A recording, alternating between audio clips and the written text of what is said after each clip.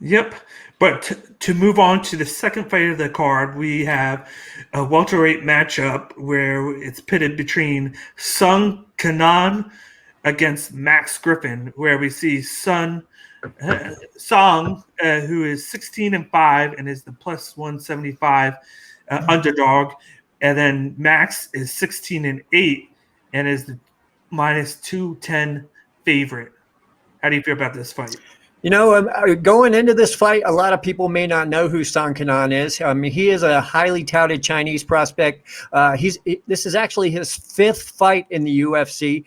He has a 4-1 record, believe it or not. Like I said, he's one of those rising Chinese prospects that Dana White's trying to, try to build that market over there. So he's trying to bring in some of those Chinese fighters. Fun fact, though, to know is Song Kenan actually fought Brad Riddell at welterweight a few years ago, in which he lost by TKO.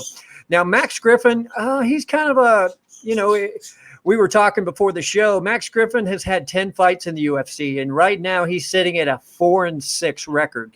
Usually, you don't see too many fighters, with that many fights in the UFC with a losing record, and still have their job. But Max Griffin, he's the veteran in this fight. So I'm excited to see what goes down between these two guys. It should be an exciting fight.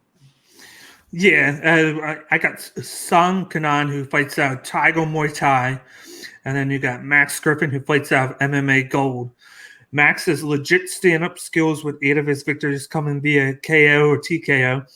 He holds a first-degree black belt in kickboxing. Besides this, he also holds black belts in Bok Fu and Male Noble's fighting system. Though he has not relied a lot on his ground game, there are 2 occasions when he has got submissions on the ground, but he doesn't use it that much, so he's going to look to stand up a little bit more than on the ground. He has a slight reach advantage in this matchup, but his striking, it doesn't fear people. He needs work. Like, it kind of reminds me of the matchup last week with Ryan Spann, where even though Ryan Spann looked good with it, he tends to not look as well with the striking, and he looks for the grappling. So but then you got Song, who has 14 finishes in his career, 8 by knockout and 6 by submission. He is called the assassin for a reason, because he'll catch you from anywhere when you're not looking. And I like that nickname, the assassin. That is so cool. Yeah, and he's finished people with ease. He's 4-1 in his last 5 fights. He connects on 4.3 strikes per minute and connects on 45% of his strikes that he attempts. So he doesn't hit a majority of his strikes, but he puts enough out there to where if he puts, like it says, 4.3 out, he's going to connect on two shots per minute, strikes per minute, like significantly. So yeah. He's going to be the one standing up, and I feel like Max Griffin in this fight is going to want to get the fight down. And then for me, as much as I want to go with the assassin, he's the sexy pick here. I'm going to go Max Griffin. He's the one that needs to win more.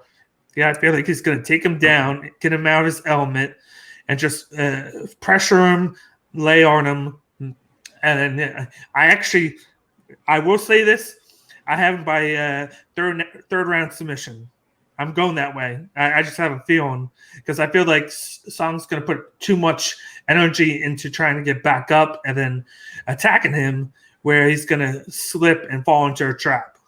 Yeah, well, look, Song Kenan, I can guarantee you he's not going to be going for any takedowns in this fight.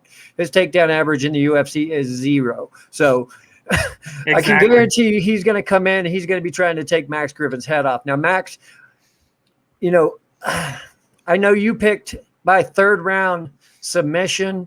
The odds right now do have Max Griffin at minus 210. I think plus 175 on Kenan is good money. I think if you are going to bet on Kenan, you're just going to bet that he's going to win by TK or KO. Oh yeah, I can see that happening. I have a gut feeling for it, just a small gut feeling, and then I got to go with my gut here. But either way, we make it interesting. Yep, they make it interesting.